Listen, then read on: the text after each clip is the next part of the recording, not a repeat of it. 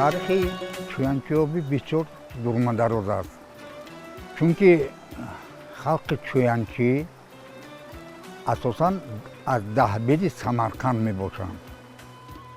Se barozar vakti ki همون کوچیده میبیون از سمرقند دهبدی سمرقند بعد میری حسار با مراجعت میکنن که ما با زمین ته ما درو خونه کنیم سه برادر اومده میگه که میری حسار که در کوه رویتون همونجا جو میتن بعد اومده سه برادر در همین چویانچی کوچپلوک و نالبک جوگیر میشن از همینجا این چویانچی اوبی میگرد که چونکه تا 33 سال خلق چویانچی اومده در همین من چویانچی اوبی کار کرده تابستان کار میکردن و زمستان ترامو میرفتن کوچیده چویان معنیش همیشه معلوم که چویان گفتن یک چیگم یک اوهنده این لیکن نامش از کجا گرفتن چویان موندگی اکو ما نمیدونیم گفت قشلوق köhnetlerin qishloq در کوهستان بودگی در اینجا آمده چند نومی دیگه گرفتیم ما با گشته نومی خودش گرفت چویانچی اوبی موندگی بود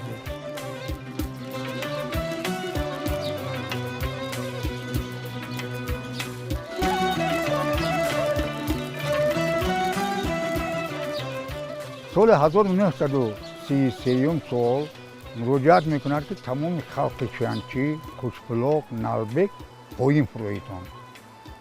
چویانچی اوبی مردم چویانچی اوبی اول در جرتپه میگن اونجا جوگیر میشن زندگی میکنن میبینن که آب نیست بعد میگن که اینجا نمیشه میگن ما لبی دایره رفتنمون در کار ما خودمون در کوه به آب بودیم بعد آمده در همین لبی شاخوبی دریای قراتوق جوگیر می شود. تا 33 سال من این دره بود، دره خانه پیابرز نی. وقتا پیشش با گلیم پارکتا تابستان زندگی می کردن، در ماه مانده می رفتن. محله ما در وقتش در کوهستان شدگی همین برای زمینای آبادی کنندن از همون کوهستان مهاجر شده در پایین اومدگی. انا اومده در اینجا من چندین سال شد زیست و زندگانی میکنم حاضر در این زمان محله با پخت کاری شالی، گندم خوراکهای چروا باغداری مشغولم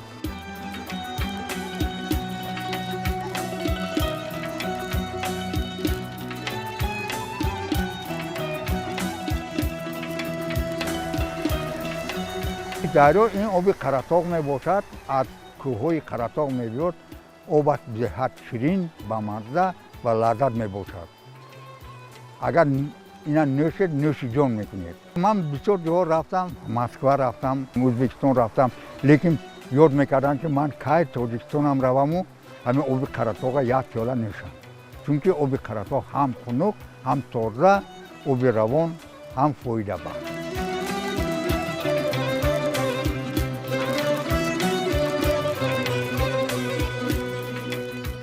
ده آباد شده است روز تا روز بهبودی بسیار انا درونی محله های اسفالت پوشکار شده با دستگیری خلق من یک 4 صنفخانه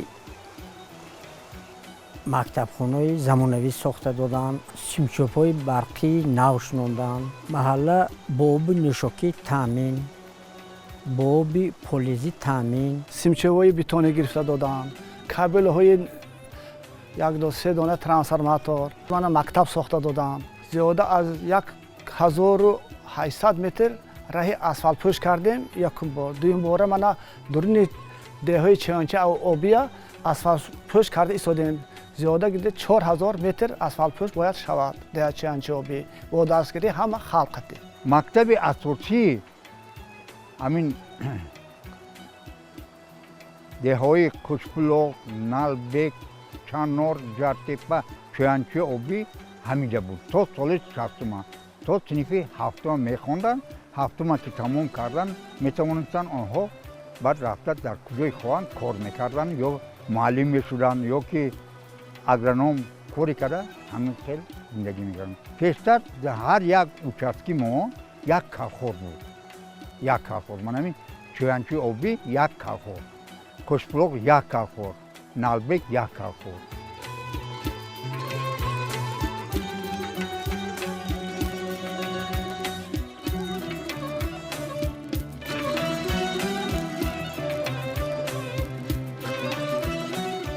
شغل اساسی مردم کشت کار، کشت کار شالی، گندم، چیزهای پولیزی بسیارتر دما دو نوع شالی میکارن.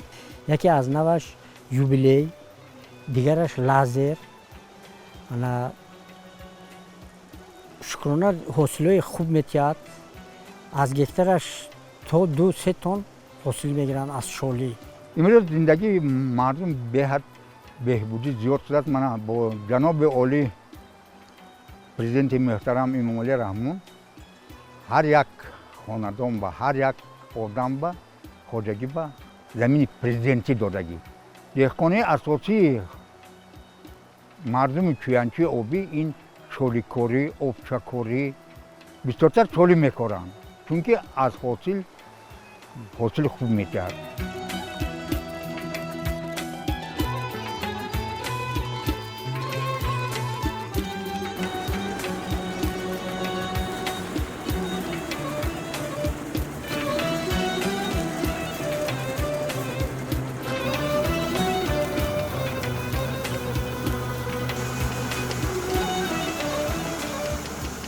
پیش شالی یک مرتبه میکاریدن از زمین یک حاصل میگیرن. حاضر نه چون که اگرونوم همین شالی نهال کنی و کنی چویانچی آبی برآمده که موسفید محمود و چای مردم میگیم اول نهال کاری تخمونش و بعد گرفته دیگه جوبا نهال کرد. دید که از زمین 2 حاصل گرفتن ممکن. یعنی انا کنون بعد همون استاد شالی شای مردم بابا ما حاضر از زمین 2 حاصل فراوان میگیریم. یعنی گندم میکاریم بعد این گندم شالی نهال میکنیم. نمیکاریم و نهال میکنیم چون که نهال باز پنجه میزند. پنجه که زد و یک تنه علاقه تا 15 بیخ و میبرد حاصل فراوان میکرد. کار ما در زمین از همون ماه فوریه ترماهی میکاریم. از ماه ترماه ماهی من شالی که گرفتیم در جاش گندم میکاریم. ماهی اکتبر نوامبر ماهی من مای ایون با میگیریم گندم. بعد گندم با چی کرده شالی میکاریم. شالی نهال میکنیم. نهالی که 2 حاصل میگیریم. من شالی میگیریم 2 حاصل. حاصل شالی انسان نه بهترین. من آب و هوا قدی گرم آمد یک قای شد نه.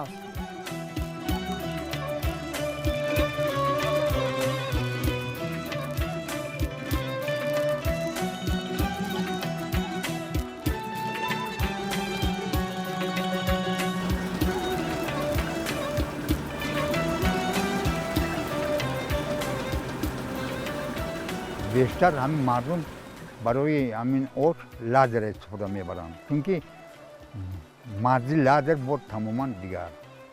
پیشتر 09 میگن 09 میکردن یا که سرطوای میکردن.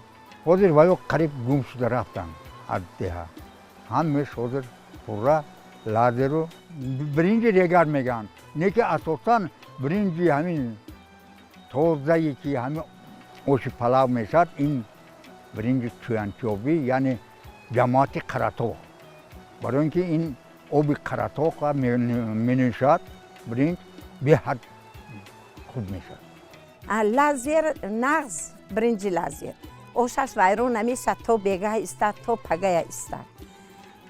لیکن مزه با کالری با فکر من لازر پهریزی برینو اکو عقیدی من این یوبیلی با مزه‌تر. نوی شالی های بسیار بود. حاضر در عین زمان شالی یوبیلی منه مرحمت منه یوبیلی میکنن، لازر میکنن. خوب حاصلی هر دو شالی هم خوب، لازرش هم یوبیلیش هم از گکترش تا 3 تن شالی میگیرم.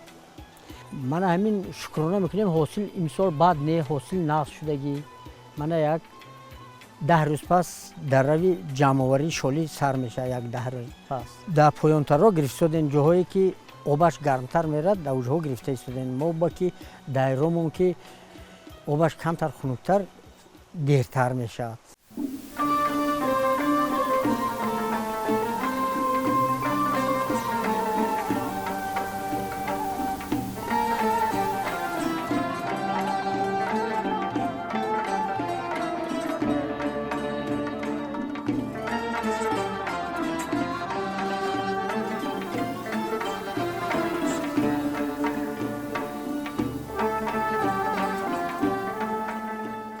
پدر خودم آجورچی بودن از سال 60 تا 90 قریب 90 آجورچی بودن می آوردن. به یگان تکنیک نبود اون وقت. پیشتر هم شالی گاو خر و جونه ها کتی میکفتن. حاضر باشد کمبین برآمدگی کمبین میکوبد میبیارن در همه آجور و سفید میکنن پایکوب میکوبد و اول پرده 3 کرد میکوبن. 3 مرتبه کوفتن. یکم پوچاقش جدا میکند، دوم پردهش جدا میکند، سوم سفته میکند. بعد و میشد آش پلاو. بعدی که حاصل جمع‌آوری نمودیم در ده آبجوز داریم برای همینه کار کردن. آبجوز میگیم برنج تازه میکنیم، هم محله با برنج تامین هم شهر تامین کرده میتونن. جاهایی که شالی نمیکنن با برنج تامین میکنن. حاضر اولا زمانه ترقیاتش نقص، تکنیک ها بسیار تیز کار اجرا میشد.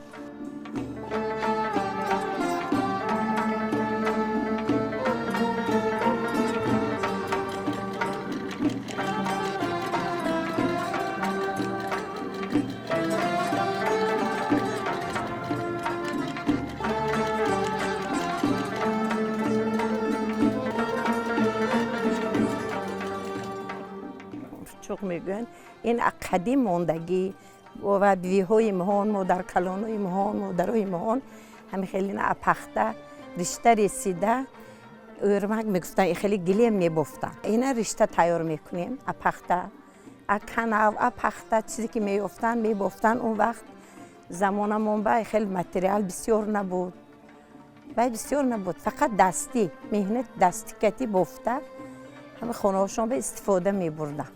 این یگان 100 ساله بودگیست. برای چی که خوشنامنم امادرم ماندگی میگفتن و یا 82 بمردن.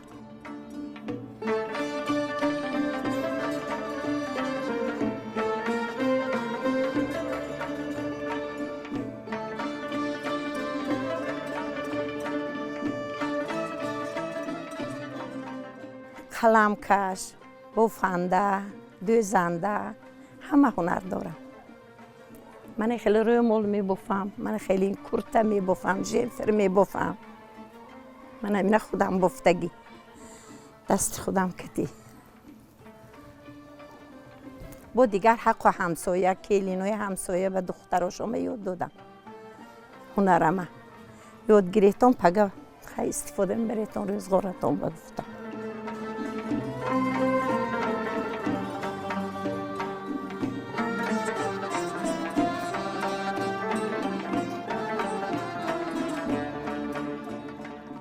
جوانای مهان حاضر خیلی نغز و یا خواندگی و یا شون دانششون بلند با فهمیششون بلند زندگی همون حاضر و طوری آسان گذشتگی کارا آسان. وقتی که مهان مثال جوان بودیم خب سال دشوارتر بود. پخته به کار میکردیم، شالی به کار میکردیم، پخته چینی به چینکچی یکم بودم، فقط مکافات میگرفتم. در روز 210 کیلو 205 کیلو پخته میچیندم در وقتی جوانی. من حاضر کن همه چی آسان شد، چقدر آسان شد، تکنیک ترقی کرد، زمانه با دیگر شد، آدم ها همه آدم فقط فکر و عقیده ها دیگه شد و یا خوندن تمام دنیا با گشتن. همونجا من همی خودم من پیر کجا روم میبینم طرز خانه‌داریشه، طرز دسترخوان آرایش دادگیشه، میبینم یگون چیزی که من به نفارید قبول نمی کنم، چیزی که من به معقول همه چیز قبول میکنم خودم.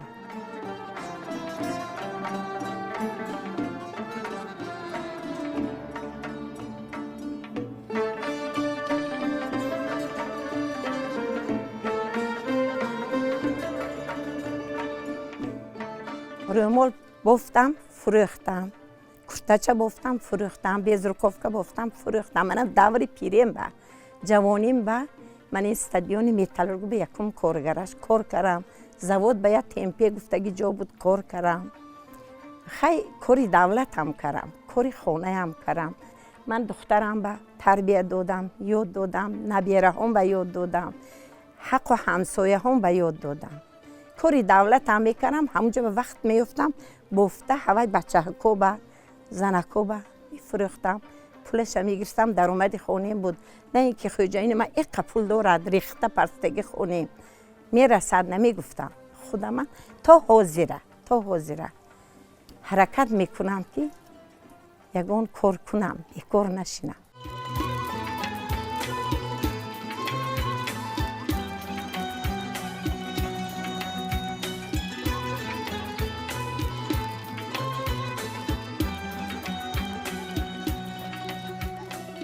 اتلی کوچی میپختن.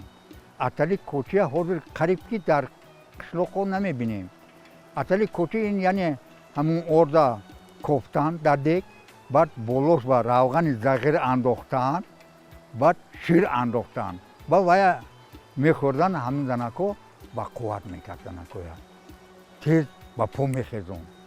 حاضر باشد این از بین رفت از قریب. حاضر همین دخترای مون یا که فرزندای مون نمیدونن، برای اینکه یاد نمیگیرن. لیکن در قشلاق هنرمندای زیادی هستن که هم نون میپزن با اتلا میپزن. هوای وای کتی میکنن، وای به هر خیل چوبی بیهی، هر خیل وای میجوشونن علفوی آبش با ارده میکوان کتی وای خوب میپزن او انداخته و اتلا میشد. ابولوی وای شیر رو روغن میریزن میپزن، بعد ویش در تک خو میرد، اما اتلیش در تک خو میرد ویش شیره میتید، شیر در بالا میستد روغن کتی وی کتی بریده میخورید همراه شیر. جوانای حاضره نمیدونن همین چیه. مهان اکو شنیدگی، دیدگی، خوردگی میدونیم. بیشتر و ویتامینش، کالریش بلند گفته زنکوی حامله با زنکوی که تولد میکنن همینه میدادن. خبرگیر روی هم خیلی اوقات کرده میرفتیم. برای شوراندن آش سیوق یک کاسه آرد و یک تخم زین برای آب نشدن با میشورانیم، با زوله میگیریم، 10 منوت دم میگیره، با هم خیلی هوار میکنیم، با میبریم، با دسته میزنیم.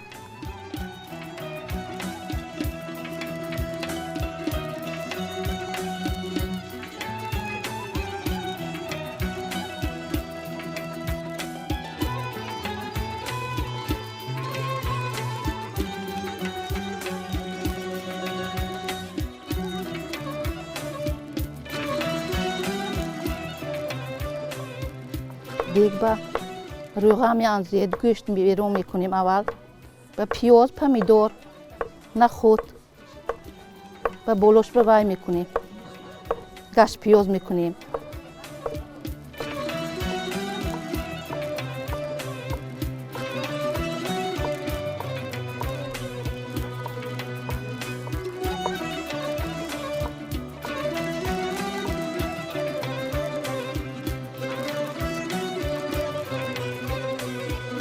اکو این خیل کرده دسته میزنیم.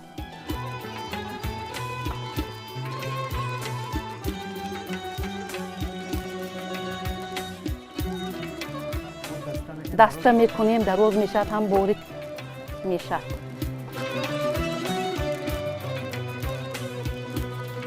هم خیلی میکنیم به میاندازیم.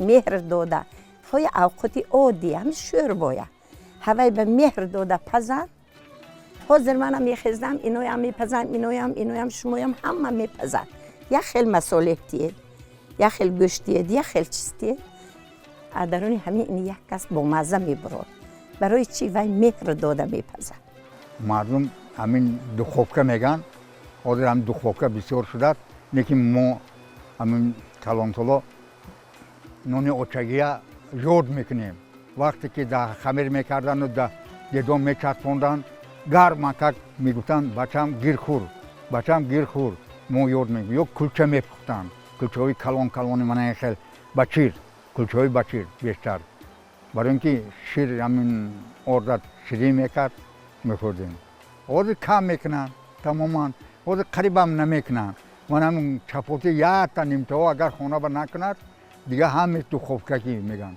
کلچه هم مهر داده میشورونید میارش کتی شروع روغن میریزید نمکش هم میارش کتی بعد شروع میبرد کلچه ها نانم همین نانی عادی هم شروع میبرد خوب مشت میزنید و میپزونید خمیره بعد بینید نان چخل میبرد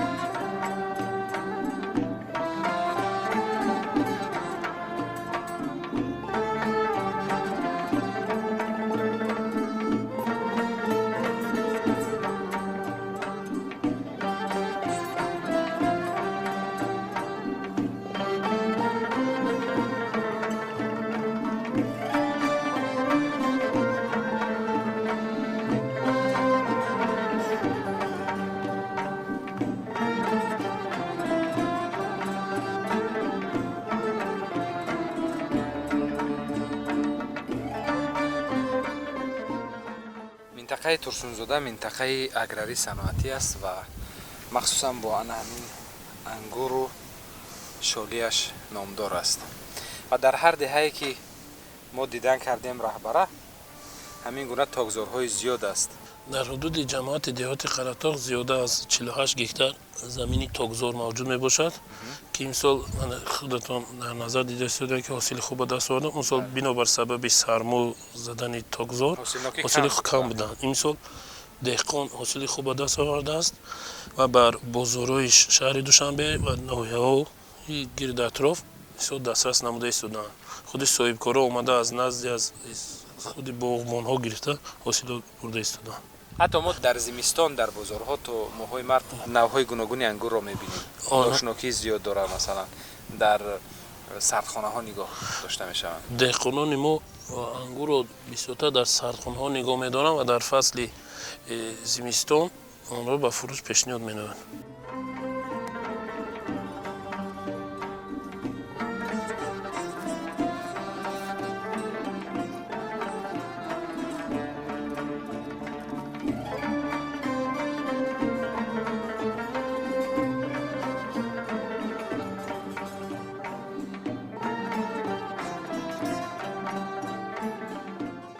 انگور پروری داریم. مردم انگور میپرورد.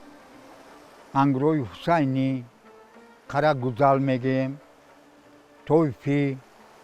تویفی اینها رو با بازار مرکزی برده از حساب اینها زندگیشون پیش میبرند. غیر از این برای زندگی خودشون انگورای خانگی دارن، برای زندگی خودشون، برای فرزنداشون میدهند.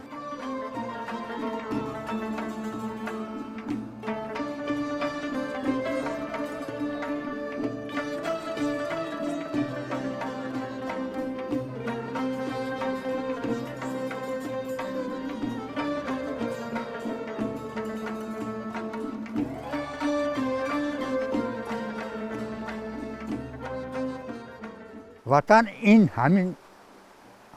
این از استانه سر می شود.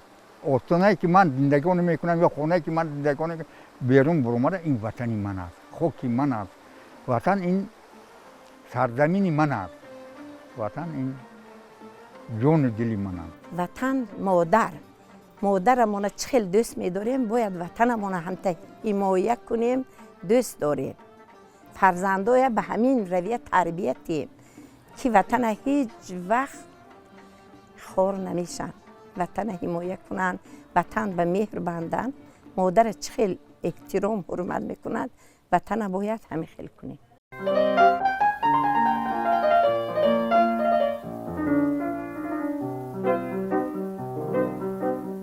کس به قشلاق شما مهمان شود، خوش دماغ از باغ و از بستان شود، از سعادت هایتان شادان شود، از سعادت هایتان شادان شود، شادان شود، شادان شود. اینقدر زیباست قشلاق شما، سکلی دل ها قشلاق شما.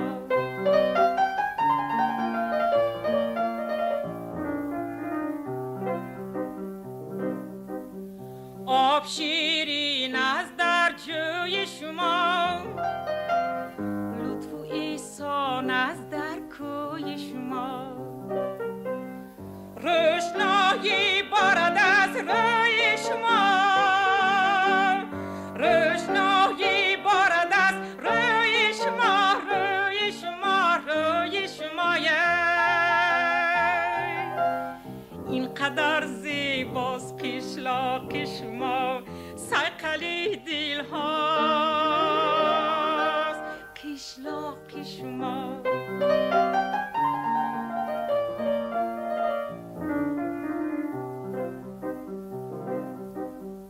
فارم آواز رسد از کوچه باغ، دل کند رخسار زیبا را سراغ. یاری ما هرگز نبیند درد و داغ، یاری ما هرگز نبیند درد و داغ، ای درد و داغ، ای درد و داغ. اینقدر زیباست قشلاق شما، سقلی دل هاست قشلاق شما.